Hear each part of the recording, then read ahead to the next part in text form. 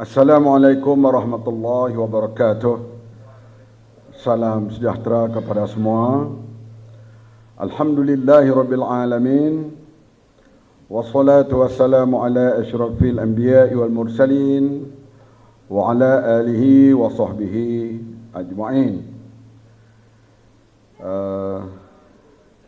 Saudara yang berhormat Adli Zahari, yang berhormat Pak Fadil, pengurusi amanah negeri Kamarul Bahrain, saudara Hasbi Muda dan seluruh pimpinan amanah negeri Terengganu, pimpinan keadilan negeri Terengganu, masuk tadi pengurusi keadilan yang baru meninggalkan majlis inti untuk ke Paka, dan seluruh para hadirin, saudara-saudari yang dihormati sekalian.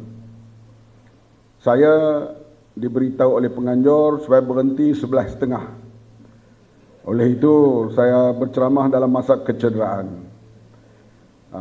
Jadi saya mengambil masa yang pendek pada malam ini kerana panjang tadi dah memberi penerangan di Kelantan.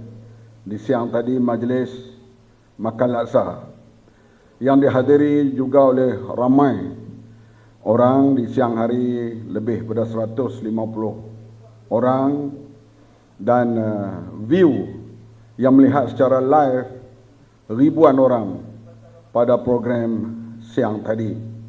Ini menandakan sambutan kepada majlis kita, program kita semakin mendapat sambutan.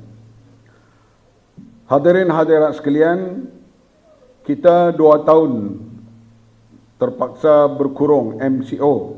Disebut oleh rakan-rakan saya tadi, kita tidak dapat buat program bertemu muka seperti ini. Hanya selepas April baru saja dibuka, kemudian rakan kita Parti Keadilan pula mengadakan convention.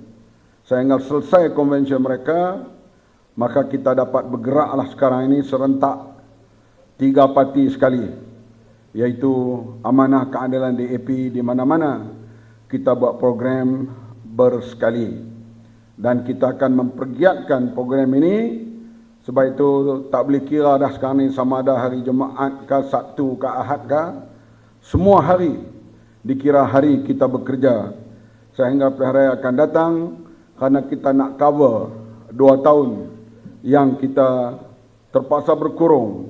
Maka maklumat tak dapat kita sampaikan kepada orang-orang bawahan seperti biasa. Hadirin yang dihormati sekalian, malam ini saya nak tumpu satu perkara saja, iaitu soal rasuah yang telah disebut oleh Yang Berhormat Faiz dan juga Yang Berhormat Adli tadi, dan disebut oleh rakan-rakan yang lain. Kita menyebut Islam ya'lu wa la yula alaih. Islam itu yang paling tinggi dan tak ada yang lebih tinggi daripada Islam. Kita yakin dengan apa yang kita kata kerana itu adalah pemberitahunya Nabi Muhammad sallallahu alaihi wasallam. Kemudian pula kita pula menjulang perjuangan Islam rahmatan lil alamin. Islam itu rahmat untuk semua. Wa ma arsalnaka illa rahmatan lil alamin. Tidak aku utuskan engkau Muhammad melainkan membawa rahmat kepada sekalian alam. Apakah ianya membawa rahmat berlaku kepada dunia Islam sekarang? Salah Al-Quran, salah hadis, atau salah orang Islam itu sendiri? Sekarang negara-negara orang Islam tercorot ke belakang. Buatlah ukuran indeks apapun, umat Islam terkebelakang.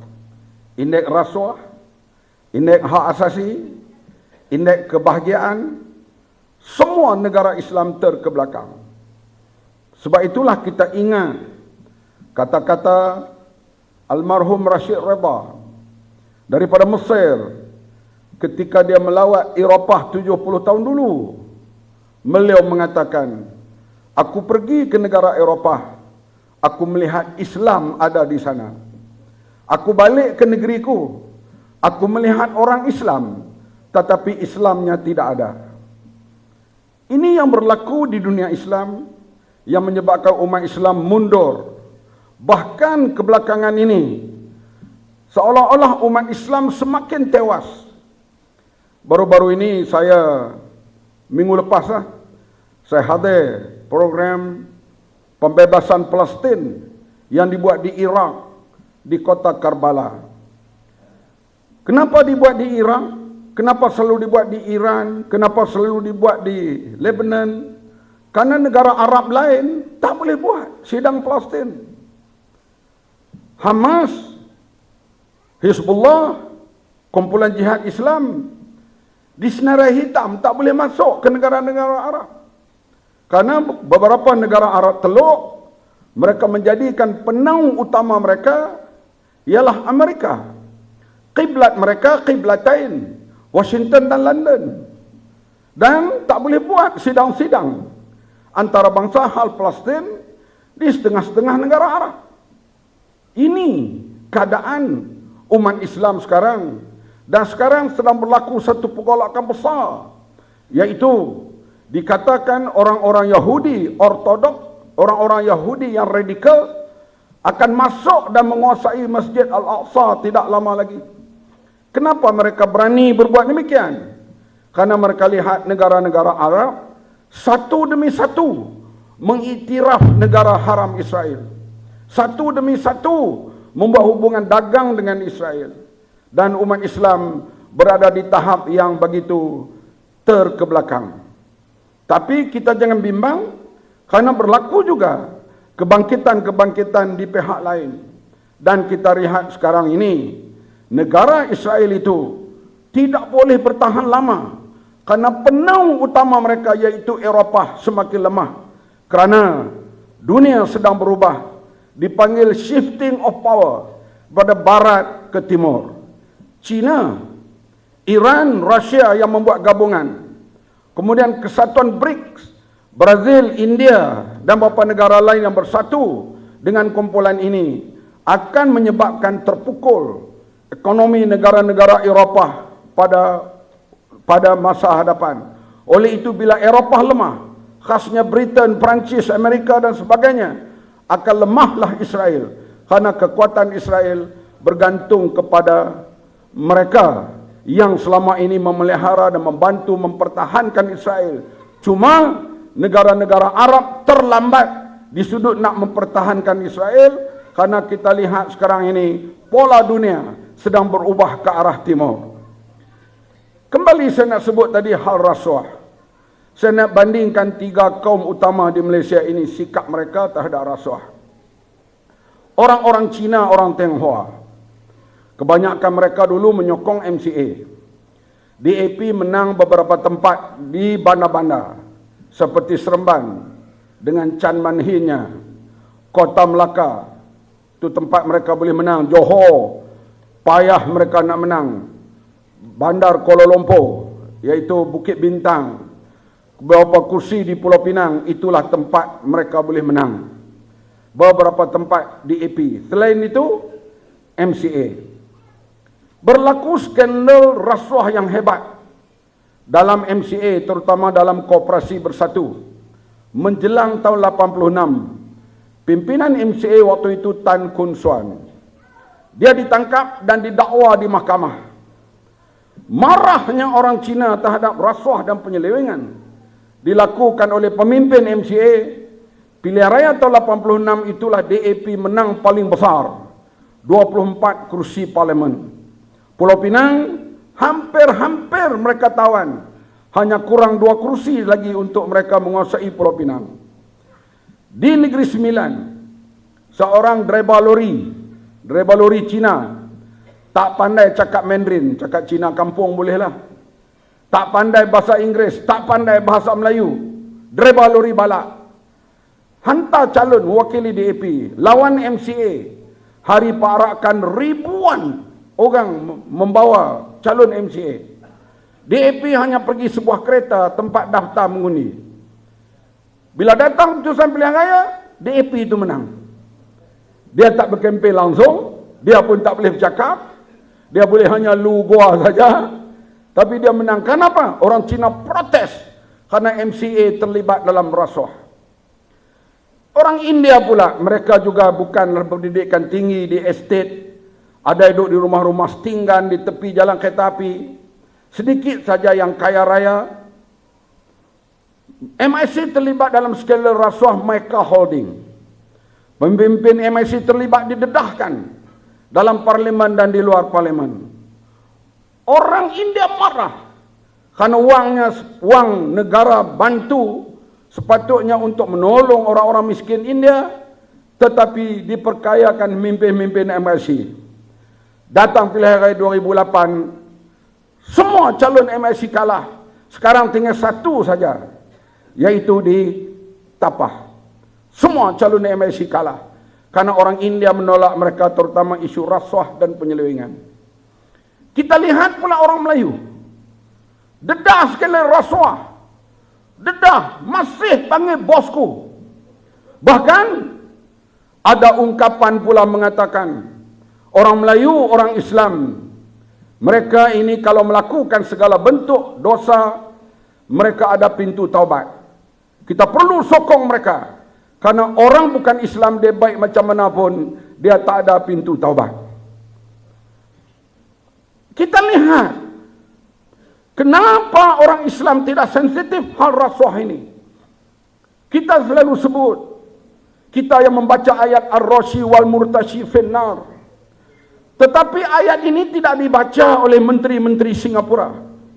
Karena menteri-menteri Singapura 80% bukan Islam. Tapi Singapura negara yang keempat dalam dunia paling rendah rasuah dalam dunia.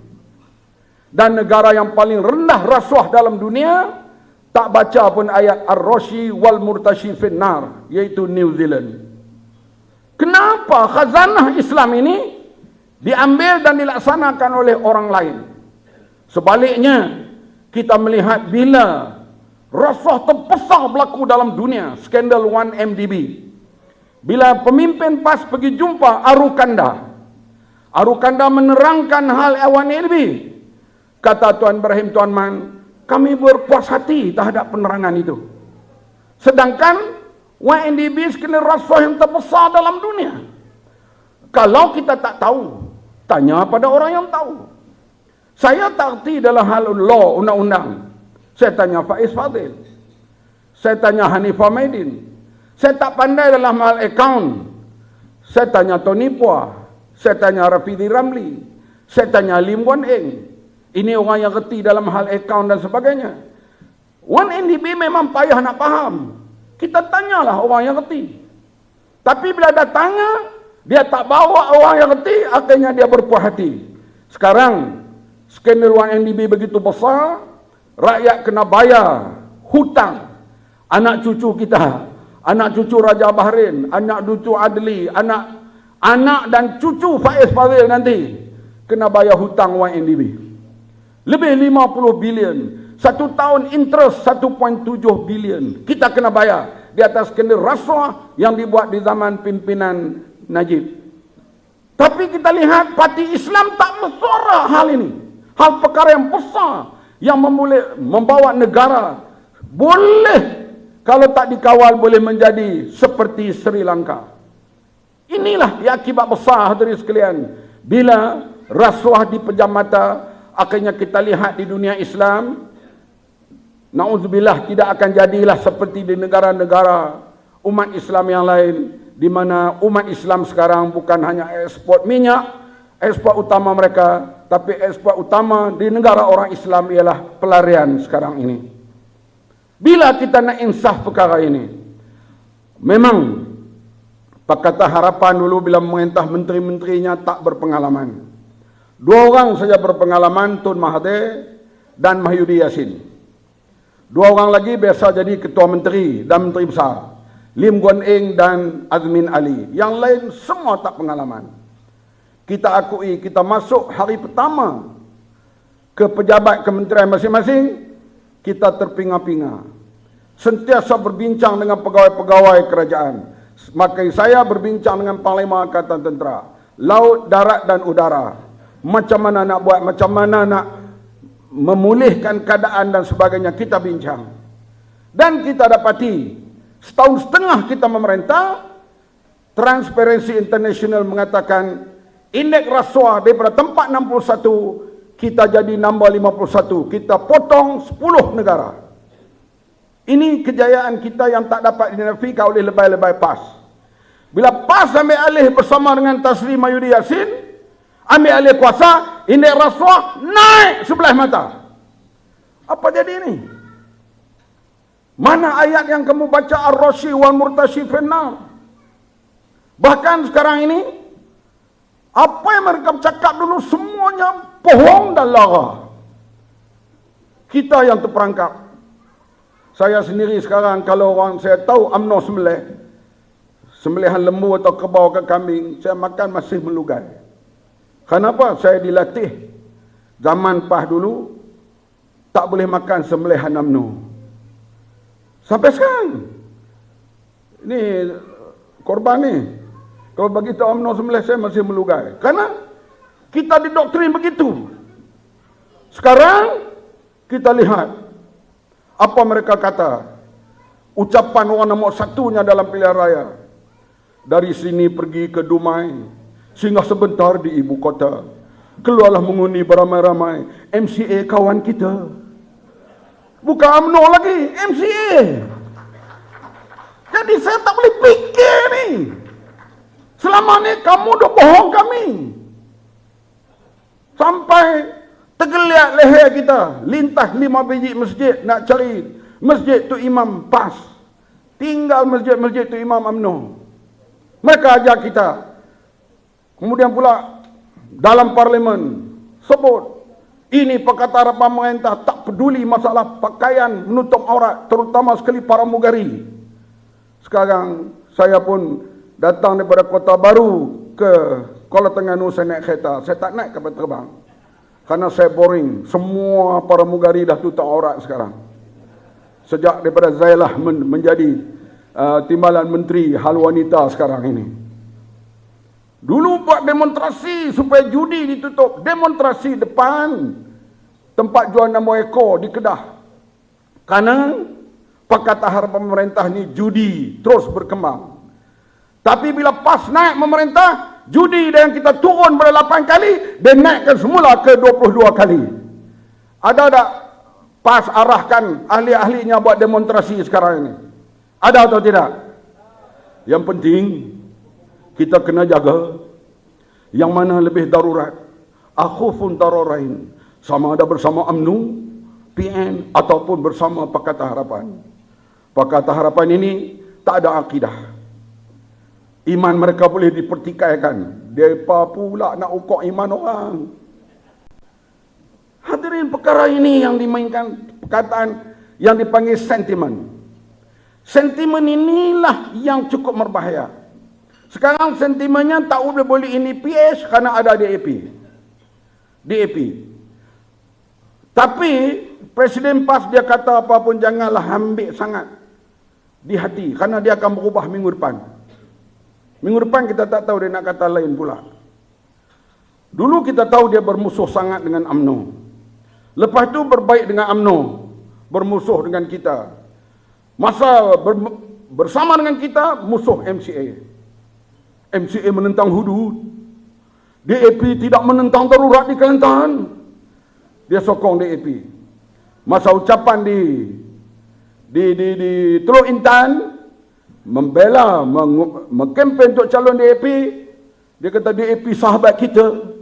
DAP terima Perlembagaan Malaysia meletakkan Islam agama rasmi, dia sokong. Sekarang dia hentam DAP, dia sokong MCA.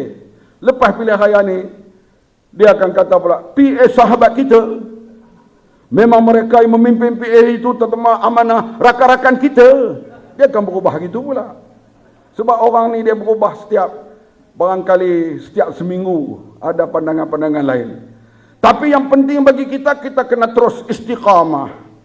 Kena terus berpegang, iaitu good governance yang disebut oleh rakan-rakan tadi adalah perkara yang paling penting. Kita sepatutnya sekarang berada setara dengan negara Korea di sudut kekuatan ekonomi. Tapi 60 bilion bocor satu tahun. Bayangkan wanita-wanita depan saya. Kalau kamu demand nak beli beg tangan 10 biji pun dah banyak dah. 4, 5 tu berpatutan, sampai 10 ni dah melampau. Bayangkan kalau orang itu ada beg tangan 350 biji. Dia nak letak di tangan mana? Tak lama lagi berehatlah dalam jail dia. Kenapa? Satu projek ni sebut dalam mahkamah, bukan di luar mahkamah. Dia minta 180 juta. Can you imagine ni? Ini korban. Dia minta 180 juta dan dah beri. Sebab itu dia kena denda lebih 900 juta kerana didenda 5 kali daripada rasuah yang dia minta. 900 juta lebih dia kena bayar denda kerana 180 juta. Projek itu projek apa? Solar untuk bekalan elektrik dan sebagainya ke sekolah-sekolah. Projek lebih kurang 1.2 bilion. Kalau 400 juta habis kerana rasuah, projek itu sebenar 800 juta saja. 400 juta dah hilang. 400 juta itu banyak mana wang yang boleh kita bantu luar bandar, bantu bina sekolah, bantu balai polis, bantu rumah-rumah angkatan tentera. Kalau 60 bilion setahun bocor ini banyak. Tapi orang Islam lihat perkara ini perkara enteng. Akhirnya yang susah kita. Memang warna NDB orang tak nampak. Sebab tak tahu duit itu hilang. Saya sendiri pun tak pandai. Kena tanya orang yang kerti. Tapi bila buat kapal LCS, bayar 6 bilion sebiji tak siap. Baru orang nampak, oh macam ni rupanya jadi. Hoda helikopter tak nampak. Tak hilang ke mana, sayap ke mana, badan entah ke mana. Tak nampak. Baru orang boleh nampak, itu belum lagi siasat kementerian-kementerian lain. Sebab itu rasuah menjadi tajuk utama kita. Cara nak mengatasinya, jalan yang paling baik ialah undi semula Pakatan Harapan dalam pilihan raya yang akan datang. That is the best way. Tak ada jalan lain. UMNO jangan haramlah sebab UMNO dah jadi budaya. Dia dah culture. Dan sekarang pun PAS dah tiru. Saya jumpa orang kedutaan di sebuah negeri. Dia kata saya heran bila Kelantan dapat duit daripada kerajaan Pakatan Harapan. Yang pertama 400 juta. Yang pertama dia beli Mercedes dulu 14 biji. Kenapa rakyat Kelantan tak buat tunjuk perasaan? Saya kata orang Melayu ni memang payah. Para pemimpin dia sanggup berkorban apa saja. Dia susah pun tak apa.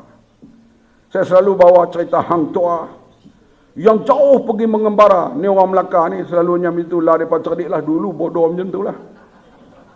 Pergi mengorak Tun Teja di Pahang. Nak dapat Tun Teja tu bukan senang. Cantik. Duduk dalam istana nak kena panjat pagar nak tengok Tun Teja yang dilakonkan oleh Seniwati Zaitun. Ingat tak? Dapat. Tun Teja pun gila kat Hang Tuah tak kira dah. Memang dia suka. Oleh kerana Tun Teja nak persembahkan Hang Tuah nak persembahkan Tun Teja kepada raja, dia nak buat macam mana? Dia buat bagi makan sirih lupa supaya Tun Teja lupa pada dia. Dia menyanyilah lagu berkorban apa saja, harta ataupun nyawa. Berkorban tu apa? Nak beri hak dia kepada pemimpin. Patutnya kita pahlawan panglima, hak raja tu kita ambil jadi hak kita. Baru hero. Ni tak korban apa saja untuk memimpin. Inilah susah macam mana pun tak apa. Boleh tengok wakil rakyat Exco naik Mercedes, kami tak makan pun tak apa. Air keroh macam teh susu pun tak apa. Bila orang-orang Melayu, orang Islam nak ubah sikap ini? Ini soal rasuah, soal korupsi ni perkara besar. Tengok Pulau Pinang, negeri yang bukan orang Islam jadi ketua. Kita boleh nak kata apa? Dia boleh buat bridge, dia boleh buat jalan raya, lebuh raya. Daripada Bandar Tanjung ke balik pulau. 270 juta lebuh raya itu. Duit mana? Kerajaan negeri. Kenapa kerajaan negeri boleh bina? Kerana duit ada. Kenapa duit ada? Tak tirih. Kurang rasuah. Saya tak berani katalah 100% tak ada. tapi amat kurang rasuah dibuktikan oleh laporan audit negara. Terengganu dia kena terima kasih kepada Pakatan Harapan. Karena kita janji manifesto kita kalau kita menang, kita akan tunaikan iaitu royalti dikembalikan kepada negeri yang menghasilkan minyak. Terengganu, pengeluar minyak, kita menang, kita tunaikan janji. Siapa Menteri Kewangan? Lim Guan Eng, Cina tu. Kita kata nak kena tunaikan ni, Lim Guan Eng ni banyak orang dapat ni. Kita janji, kita kena tunai. Itulah beri lebih 1 bilion setahun kepada Terengganu di bawah kerajaan Pakatan Harapan. Kalau UMNO terus memerintah, dia tak akan beri royalti ini kepada Terengganu. Ini hadirin sekalian jasa kerajaan Pakatan Harapan. Sebab itu Menteri Besar Terengganu, Esko Terengganu jangan act sangat. Yang kamu dapat itu kerana janji kerajaan Pakatan Harapan. Belanjalah sebaik mungkin untuk rakyat negeri Terengganu. Jangan belanja tak tentu halal, terutama sekali untuk memperkayakan diri dan kaum keluarga. Ini yang kita harapkan. Sebab itu hadirin sekalian, kawan-kawan dah sebut tadi, memang Terengganu ni saya ucap tahniah kerana kamu tabah nak tubuh amanah di Terengganu. Ingatlah bagaimana kita nak bergerak dalam PAS di Johor, di Melaka, di Negeri Sembilan, di Selangor dulu. Sana tempat yang kita yang sebut Pak Fadil sebut itu, kita ceramah 5 orang yang dengar 3 orang di Tampen, sekarang Tampen wakil rakyatnya daripada Parti Amanah. Berubah. Kenapa? Karena kesabaran, perjuangan yang berlaku di Johor, di Terengganu, di Melaka, akhirnya mereka dapat hasil perjuangan itu. Di Terengganu sekarang memang amanah dianggap terpencil. Keadilan pun terpencil. Maklumlah, sini kubu kuat PAS yang paling kuat dalam dunia. UMNO pun kuat di sini, dua-dua parti itu kuat. Tapi jangan bimbang.